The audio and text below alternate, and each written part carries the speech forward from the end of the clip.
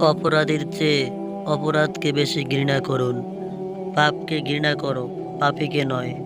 অপরাধী যে কাজ করে অপরাধী হয়েছে, আপনি সেই কাজকে বর্জন করুন। তাহলে আপনিও অপরাধ মুক্ত থাকতে পারবেন। অবৈধভাবে যে সম্পদ কামাই করবেন, মৃত্যুর পরে সে সম্পদ সাপ হয়ে আপনাকে দংশন করবে। আর আপনার পাপের ভাগ আপনার পরিবারে কেউ নিবে না। তাই সময় থাকতে তওবা করে সঠিক রাস্তায় ফিরে আসুন। তাহলে ইহকালে শান্তি ও পরকালে মুক্তি পাবেন। টাকা পয়সা, বাড়ি গাড়ি সঙ্গে কিছুই যাবে না। সঙ্গে যাবে দুটি নাম, আল্লাহ ও রসুল।